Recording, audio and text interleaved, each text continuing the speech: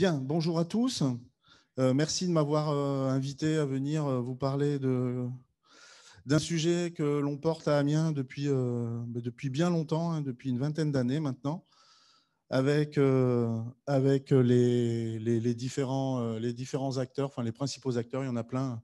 Je voudrais surtout saluer Catherine Gondry, qui est finalement la neuropédiatre de notre CHU, et qui s'intéresse avec moi et d'autres, notamment les chirurgiens aussi, les neurochirurgiens, Cyril Capel, et puis maintenant les jeunes internes ou étudiants en médecine, Margot et Baptiste, qui ont travaillé sur cette présentation qui est venue comme ça simplement en papotant avec Stéphanie lors d'une petite présentation. Voilà, on s'est dit que vous aviez une journée qui était consacrée à cette thématique. Alors voilà ce qui nous préoccupe depuis bien longtemps, hein. C'est le système crânio-spinal. C'est une simple schématisation qui représente en rose, on a schématisé le tissu cérébral, et puis en vert, on a mis le liquide cérébrospinal. Et puis tout autour, eh bien, les moteurs et les modulateurs de cette circulation. Alors j'aime bien toujours commencer par ce rappel, hein, qui est que la vascularisation, c'est avant tout du veineux. La compliance de notre système, c'est avant tout toute cette arborescence veineuse. Et le système artériel, qui est principalement l'acteur moteur, eh bien, en fait, ça ne représente que 30% de l'ensemble du volume. Et puis ce liquide cérébrospinal, alors qui n'est pas très connu, hein, en fait, pas très connu, mais il est en train de bouleverser la compréhension de la mécanique cérébrale et notamment aussi de toute la physiologie pour ceux qui s'intéressent à ça. On parle maintenant non plus simplement de lymphatique, mais pour le système cérébral, on va parler de G lymphatique, G comme glial. Et ça, c'est toute une révolution qui remet dans le circuit toute la notion de le LCS sort des plexus choroïdes, fait un petit tour et puis revient et est résorbé par les plexus veineux et les granulations. Tout ça s'est remis en cause, hein, et c'est même peut-être le principal source, origine en tout cas de maladies neurodégénératives. Alors on est carrément dans l'autre champ de cette thématique néonate. Alors l'IRM, évidemment, l'IRM, c'est notre lunette, hein, c'est ça qui va nous permettre d'aller regarder un petit peu ce qui se passe au sein de notre système. Alors c'est bien connu, hein, ça fait de très très belles images, c'est non invasif, ça acquiert le cerveau tissu mou comme d'autres techniques ne le font pas, ça acquiert les liquides, mais en tout cas, ça apporte une information sur la morphologie. Et nous, on s'est intéressé depuis très longtemps, hein, comme je vous le dis, à une variante. Hein, le mot variant, c'est à la mode, mais là, c'est une variante d'acquisition où, en synchronisant ces séquences avec le rythme cardiaque de la personne que l'on image, eh bien, on va accéder à une information dynamique et pas très jolie à voir, hein, mais qui, quand on la traite, finalement, va nous donner une information, un peu comme le Doppler, va nous permettre de quantifier les écoulements de ces liquides.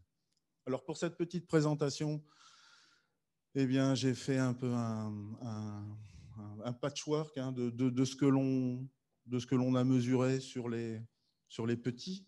Alors, les petits, c'est dynamique, mais ce n'est pas dynamique simplement dans le sens où ça bouge. C'est dynamique aussi dans le temps. Donc, ce qui est valable à un moment eh bien, va très vite être différent. Donc, on a essayé d'avoir un regard sur l'évolution du système crânio-spinal au cours du temps. Et puis ensuite, on a pris aussi un modèle. C'est ce qui finalement intéresse énormément les cliniciens. C'est lors de la délivrance, l'impact d'une hémorragie intraventriculaire sur ces petits. Donc, on va regarder ça ensemble.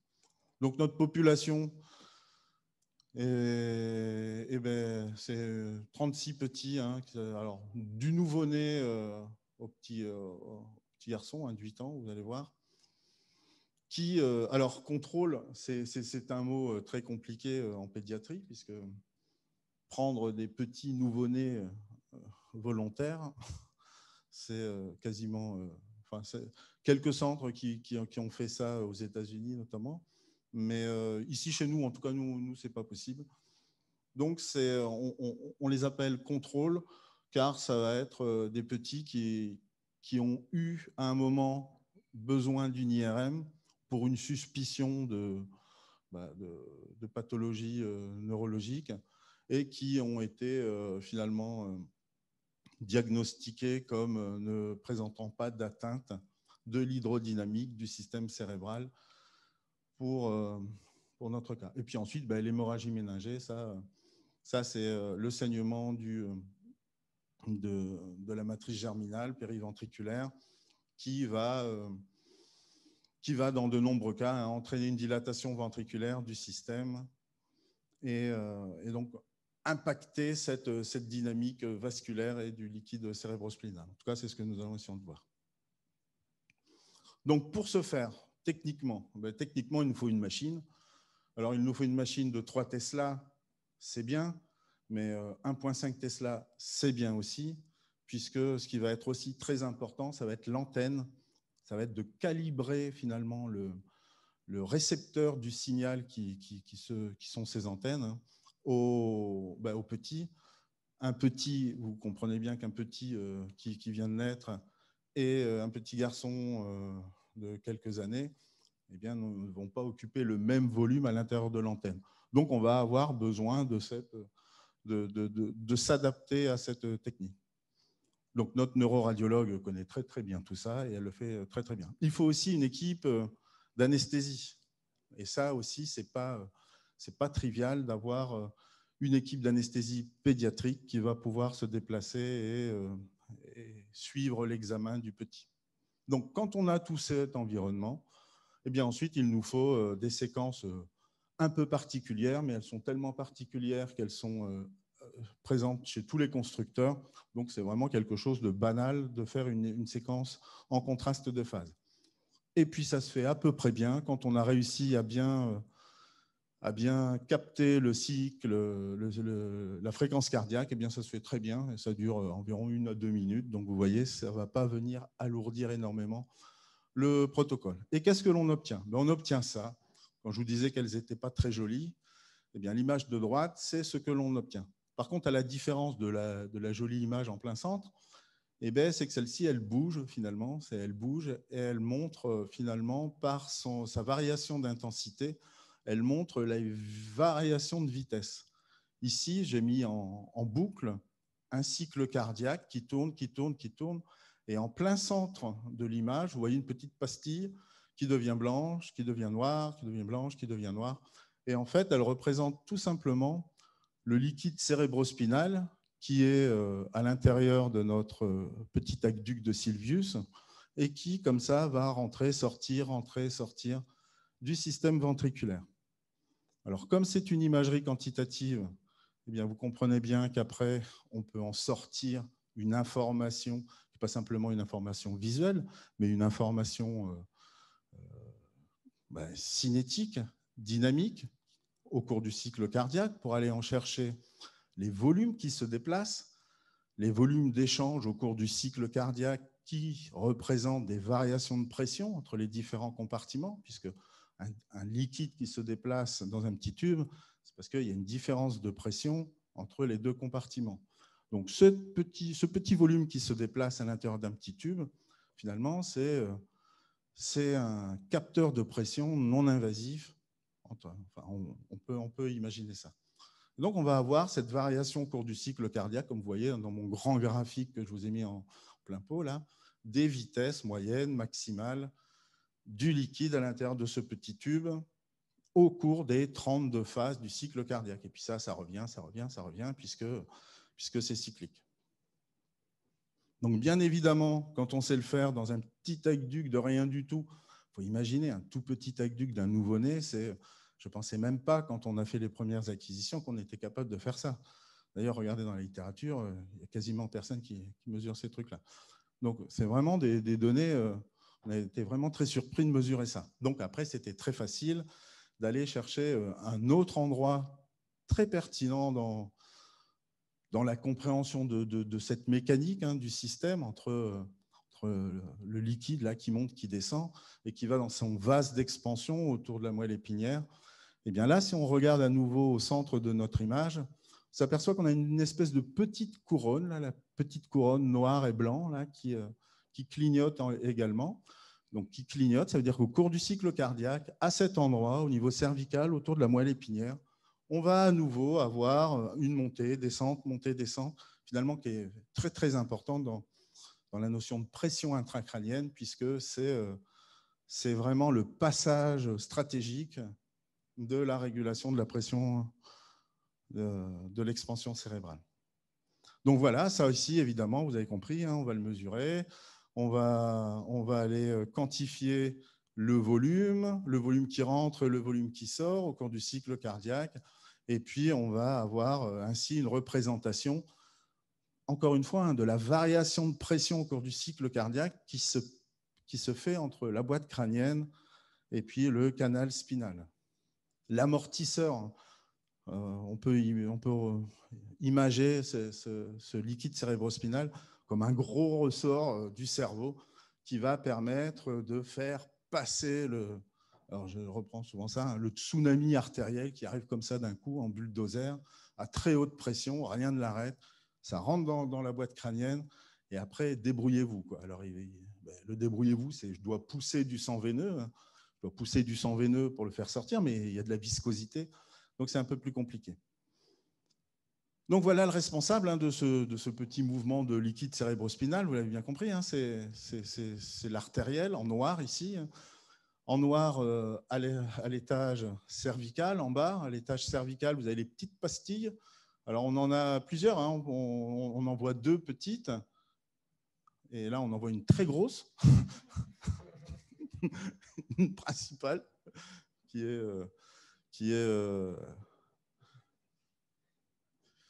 Alors, suite aux petits problèmes techniques, ça n'a pas plu. L'artérielle, l'entrée artérielle, ça ne plaît pas, ça. Alors, je peux essayer de continuer à commenter sans image. C'est finalement, voilà. Donc, vous voyez, vous avez les 2 petites pastilles artérielles qu'on voyait là tout à l'heure, qui représentent en fait les vertébrales. On a les 2 vaisseaux vertébrales qui montent à travers les vertèbres, d'où leur nom de vertébrales. Et puis à côté, on avait les 2 carotides internes. En fait, les 4, je vais prendre ma main maintenant, les quatre vaisseaux qui rentrent dans le cerveau, eh bien, vont pouvoir être quantifiés. Et ces 4 vaisseaux qui rentrent dans le cerveau, eh bien, il y en a 2 qui vont se rejoindre. Les 2 vertébrales vont se rejoindre, donner naissance à ce qu'on appelle le tronc basilaire. Et à ce 2e niveau, on peut à nouveau rajouter une autre coupe.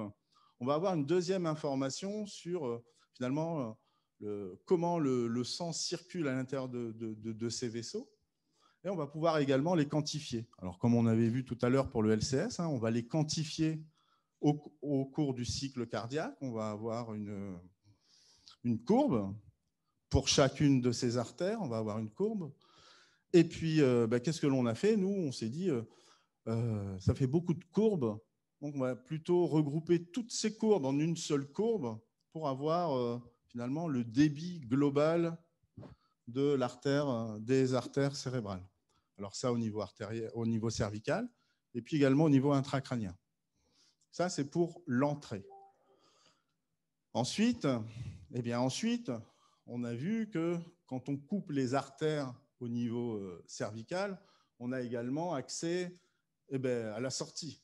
Parce que tout ce qui rentre doit ressortir. Même si chez les nouveau-nés, on a un crâne qui n'est pas encore complètement soudé et qui est finalement en maturation, on va se retrouver avec une petite compliance, mais en tout cas une compliance qui ne va pas être suffisante. Voilà. Donc, je retrouve mes petits ronds noirs. Et puis, ce qui est pertinent, ce qu'on a vu ici, alors ce que j'avais vu, alors je ne sais pas si c'est connu, pas connu, en tout cas, ça n'a pas intéressé grand monde de savoir ça, c'est que vous voyez que derrière, là, chez les nouveau-nés, on va avoir des artères qui vont pulser et qui vont même devenir blanches à un petit moment. C'est-à-dire qu'on va avoir...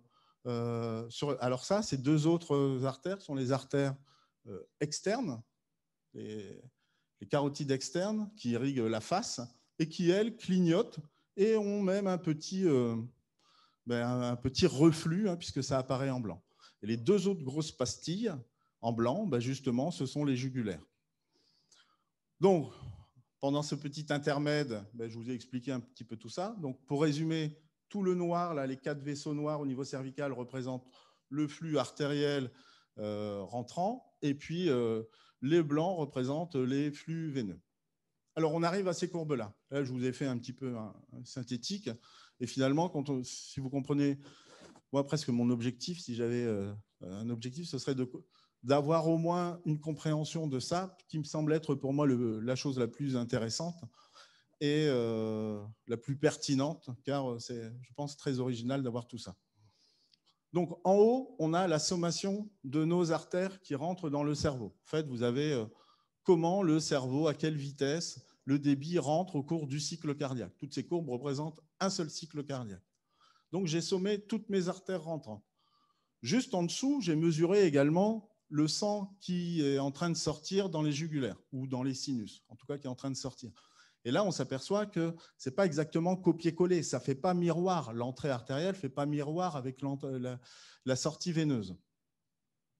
Et comme elle ne fait pas miroir avec la sortie veineuse, en fait, ça va directement nous montrer que le système est en train de gonfler, que le cerveau est en train de grossir un tout petit peu, que le volume augmente et que ce volume augmente au cours du cycle cardiaque et puis va redescendre à la fin du cycle cardiaque pour retrouver la même position. Sinon, votre cerveau grossirait ou deviendrait tout petit. Donc, on a quelque chose de constant dans la durée complète du cycle cardiaque, mais à l'intérieur, ce n'est pas du tout constant et ça bouge. Et c'est parce que ça bouge, parce que le volume change, que justement, ça augmente la pression et ça fait chasser ce liquide. Mais ce qui est très, très intéressant, et ce n'est pas une image que j'ai prise, d'ailleurs, je l'ai prise au hasard, celle-là, c'est systématique, en tout cas chez nos témoins, chez nos contrôles, du bébé jusqu'au centenaire, d'avoir une symétrie comme ça entre la courbe orange qui représente l'expansion du sang et puis la courbe verte en dessous qui représente la réponse du liquide qui part dans le canal spinal. Donc ça, c'est quelque chose qui nous permet maintenant de savoir quand ça marche bien et quand ça marche moins bien. Très rapidement, on va passer là-dessus parce que ça, c'est... on voulait quand même savoir si on avait la possibilité d'être reproductible dans nos mesures.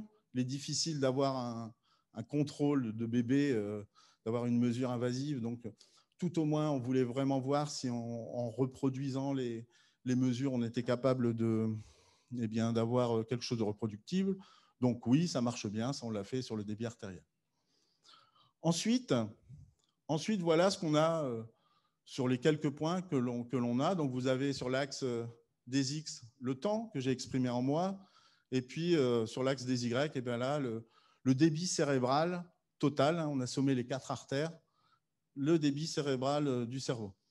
Ce n'est pas une grande nouvelle, mais on voit bien en tout cas qu'au cours de la maturation de l'enfant, on va avoir ce débit artériel qui va monter, Et chose surprenante, en tout cas qui m'a surpris moi, c'est qu'en gris, là, le petit rectangle gris, ça représente les adultes jeunes. Donc, ce qui m'avait étonné, je croyais que c'était des artefacts, mais comme tous les petits, même les jeunes, hein, vers 10-11 ans, on va presque parfois doubler le débit cérébral moyen que l'on retrouve dans une population adulte d'environ 30 ans. On a également vu qu'il y avait une dominante de la jugulaire, mais ça, on le retrouve partout, ce n'est pas nouveau, c'est connu. Et puis que les débits dans les carotides, en tout cas, elles, il n'y avait pas trop de variations, que ce soit à gauche ou que ce soit à droite. Concernant maintenant le liquide dans l'aqueduc, on voit évidemment qu'il va commencer proche de 0, à la limite presque de la détection, mais en tout cas on le détecte, c'est pas nul. Que le bébé ait un jour ou une semaine ou un mois, en tout cas, tous nos contrôles présentaient une petite pulsatilité à l'intérieur de l'aqueduc détectable par notre machine. Et très vite, on voit au bout d'une vingtaine de mois qu'on va se retrouver dans le grand carré gris représenté par l'adulte. Donc là, dans l'aqueduc, en tout cas, cette pulsatilité ventriculaire, elle ne va pas dépasser ni doubler ce que l'on retrouve chez les adultes. Et c'est un peu la même chose finalement au niveau de la colonne cervicale. On va avoir au début des valeurs très très faibles, et un peu, c'est normal puisque ça, si vous avez un peu suivi ce que j'essaie d'expliquer, c'est on a le LCS qui répond au vasculaire. Donc au départ, le vasculaire est tout petit, donc il est évident que la réponse soit toute petite et que les choses grandissent ensemble. Mis à part ici qu'on ne va pas dépasser énormément la notion de valeur standard de l'adulte. On va la dépasser un tout petit peu, mais on va rester dans les bonnes choses. Autre petit résultat qui est intéressant aussi, c'est de savoir que ce système ventriculaire qui est au centre de notre cerveau, eh bien son petit volume, là, sa participation, c'est quasiment rien, quoi. C'est vraiment très très faible, ce qui explique quoi? Que si ce volume ventriculaire est très très faible et qu'il modifie très légèrement son volume, et que, ça veut dire que la principale compliance vient de l'ensemble de la périphérie des espaces sous-arachnoïdiens. Également, on peut regarder un peu la chronologie. Ça, c'est quelque chose aussi en pathologie, j'en dirai pas, enfin, je n'ai pas le temps d'en parler là, mais c'est un paramètre qui est quasiment pas exploité dans la littérature et qui est vraiment très intéressant quand on le regarde, surtout en pathologie, puisque j'ai mis à droite, ça fait un peu j'appelle ça les chevaux de bois.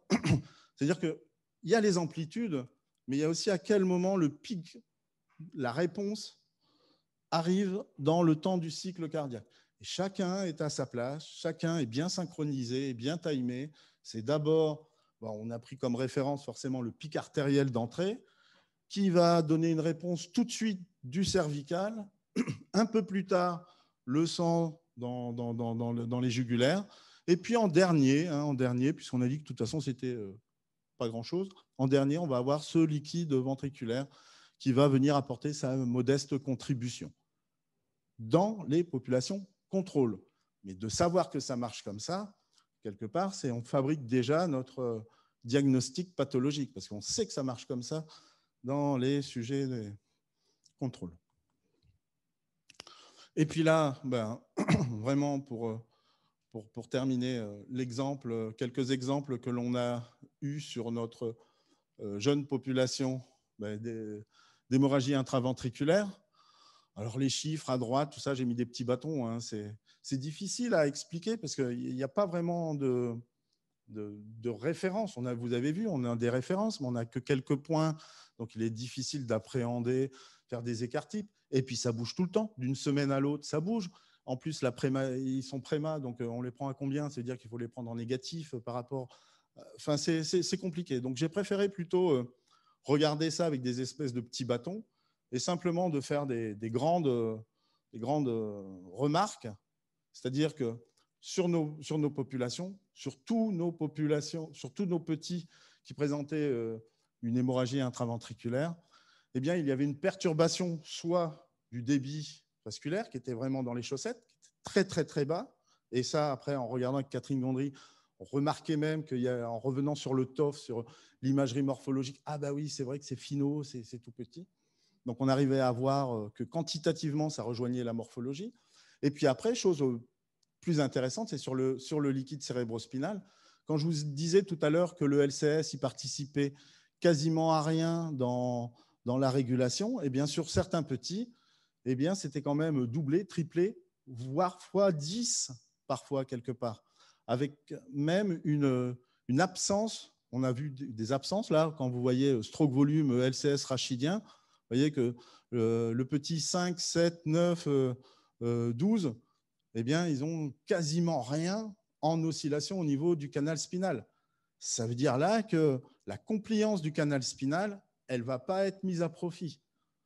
Comment ça va fonctionner? Je pense, en tout cas là, c'est les hypothèses, c'est que dans ce cas, on va chercher la fontanelle. On va chercher une autre compliance. Et puis, comme le petit ne s'est pas fermé, je pense qu'on va aller chercher la fontanelle dans ces cas-là.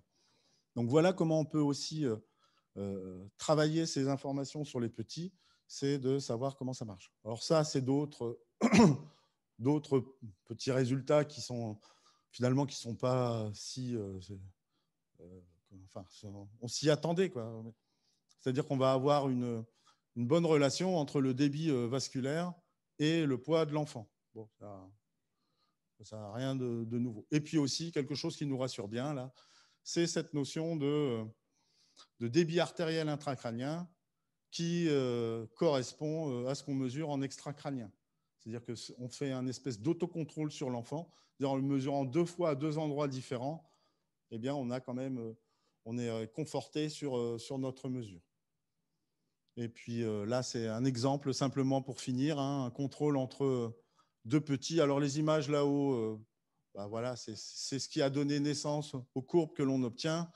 Et ce que l'on peut voir, hein, en rose, ces courbes, eh bien, ça représente le petit avec une hémorragie. Et regardez celui de l'aqueduc. Là, j'ai pris un cas évidemment parlant. Le cas parlant de l'aqueduc, c'est que là, ça a explosé. Et que dans cette explosion au niveau de l'aqueduc, eh bien, on a presque une hypothèse physiopathologique de pourquoi finalement ça continue de bien fonctionner. C'est-à-dire, c'est pas embêtant finalement que ça pulse très très fort chez ce petit qui a énormément saigné avec des traces morphologiques. On pourrait s'attendre à ce que ce soit bloqué. Mais non, c'est pas bloqué. Finalement, le saignement, même s'il apparaît dans le système ventriculaire, il s'est déplacé dans l'ensemble du système liquidien et est venu bloquer chez ce petit le canal spinal, ou tout au moins, il a largement augmenté sa résistance à l'écoulement.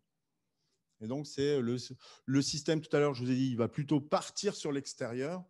Oui, mais si on bloque l'extérieur, eh bien, dans ce cas-là, le sang continue d'arriver quand même. Et plutôt que de partir sur l'extérieur, il va plutôt venir comprimer le système ventriculaire et finalement même augmenter son stress et paradoxalement entraîner une dilution plus grande. Voilà, bon, peut-être 2-3 points rapides de discussion là-dessus. En tout cas, tout ce que je veux vous dire, c'est que c'est faisable sur les petits, même tout petit, que c'est pas vraiment étudié et que, eh bien, il y a, d'après moi, quand même de l'information à utiliser. Enfin, de toute façon, je le pense, puisque les neurochirurgiens et les cliniciens continuent de poser des indications sur ce type d'examen. On en fait presque un par semaine, hein, de petits comme ça. Et que ça se fait très vite. Hein, ça vient en complément de 5 minutes. Hein, ces acquisitions durent environ une demi-heure en morphologie. Et là, c'est en 5 minutes que ça se fait. Donc, c'est quelque chose qui, je pense, peut être complémentaire des acquisitions morphologiques. Et puis, en tout cas, aider, oui, c'est surtout ça.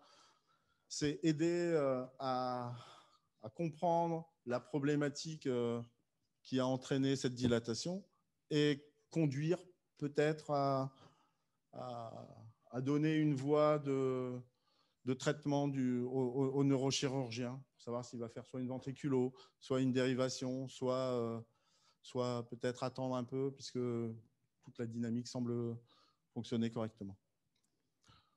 Ben voilà, je vous remercie de votre attention.